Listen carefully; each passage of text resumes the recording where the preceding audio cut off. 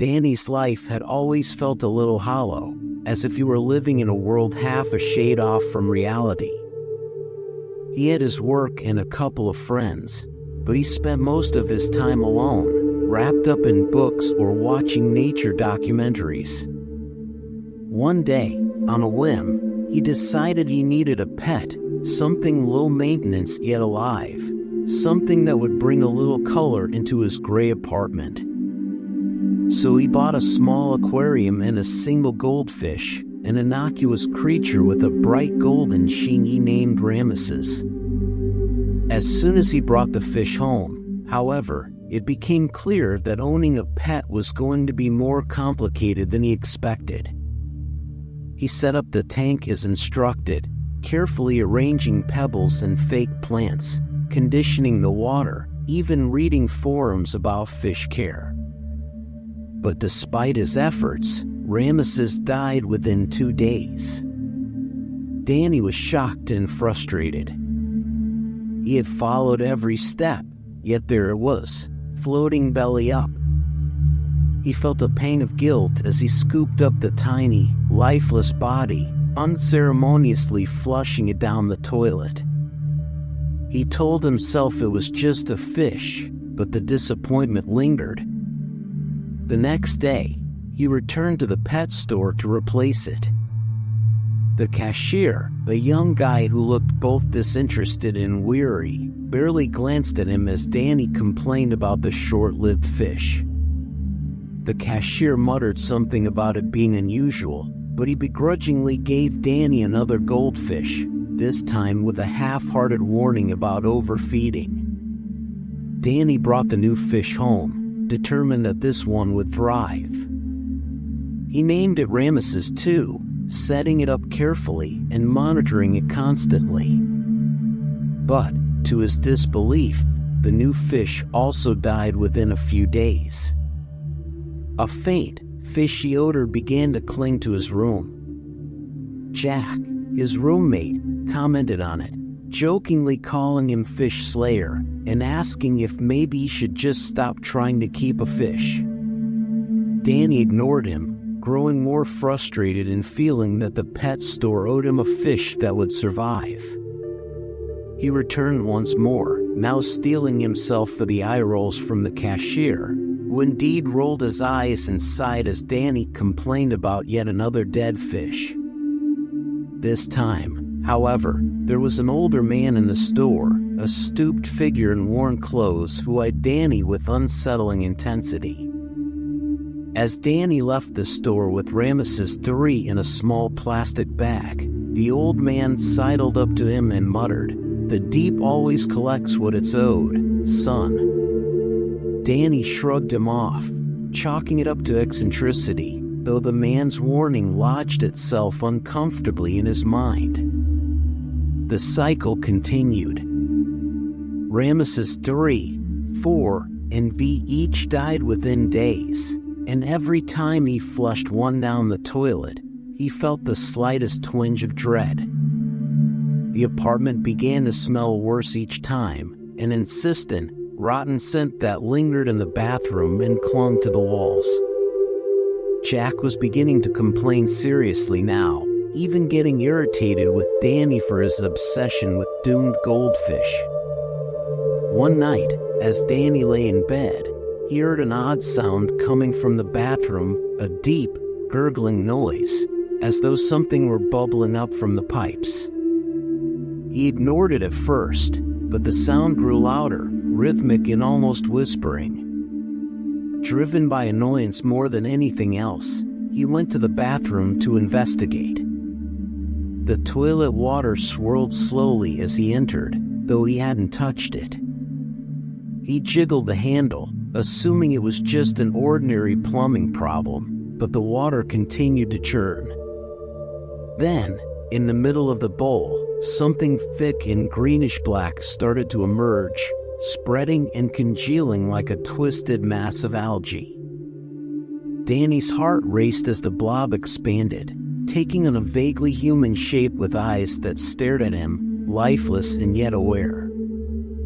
The creature's face was featureless and flat, save for a wide, lipless mouth. From that mouth came a raspy whisper, "Where is it?" He stumbled back, terrified, slamming the bathroom door behind him, feeling a deep sense of dread settle over him. He spent the rest of the night sleepless, watching his door, half expecting to see that horrifying face slip out from under it. The next day, he tried to tell Jack about what he'd seen. Jack laughed it off, insisting it was probably just a nightmare or a hallucination. Danny tried to move on, but each time he flushed a fish, the sounds grew louder, the smell more oppressive, and that twisted, eerie creature began appearing in more places, lurking in the kitchen sink, slithering down the shower drain, or pressing itself against the surface of the aquarium at night, its dull eyes fixed on him. He started hearing whispers that seemed to come from the walls, repeating one word, "offering."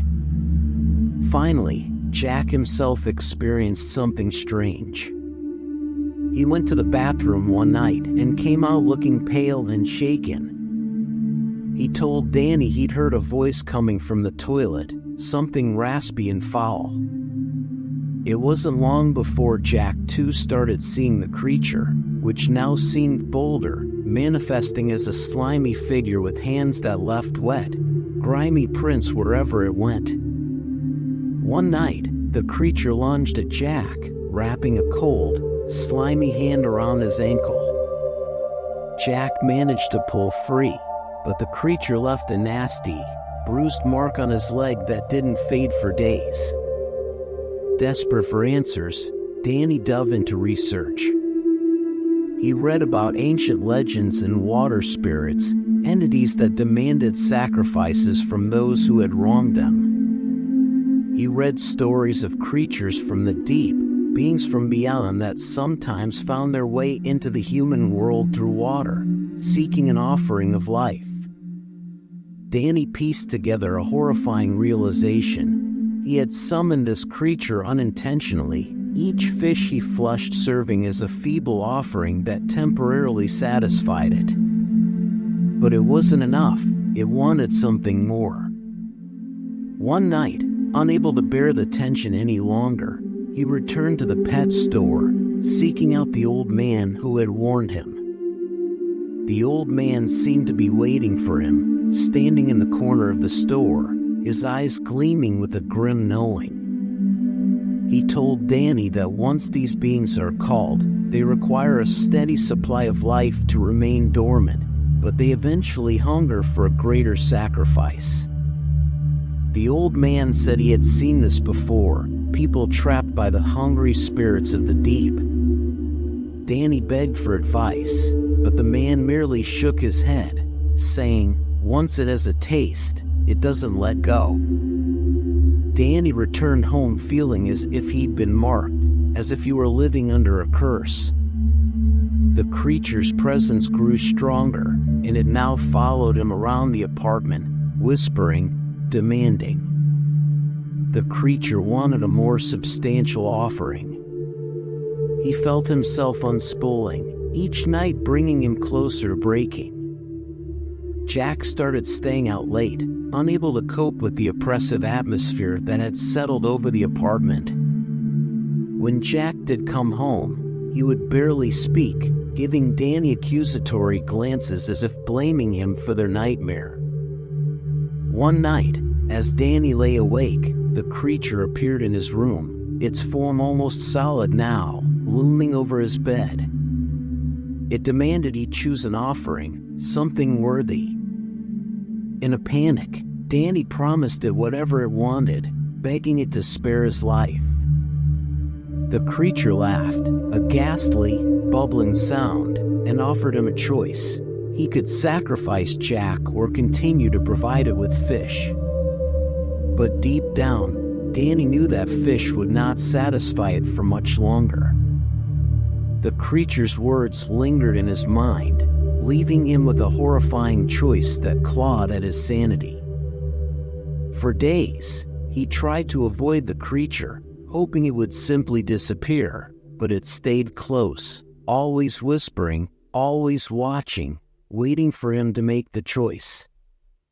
Jack noticed the change in him, sensing that something was terribly wrong, and one night, in a fit of anger and desperation, he confronted Danny, demanding to know what he had done to bring this nightmare into their lives.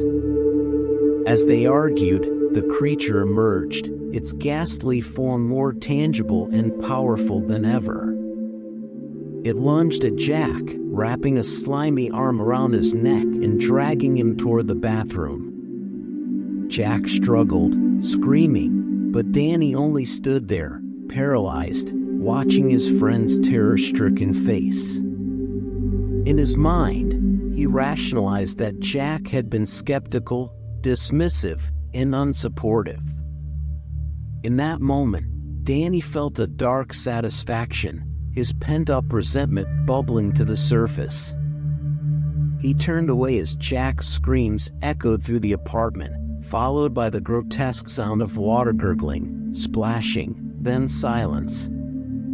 The next morning, Danny cleaned up the soaked carpet and the broken furniture, feeling a hollow emptiness in the place where fear had once been.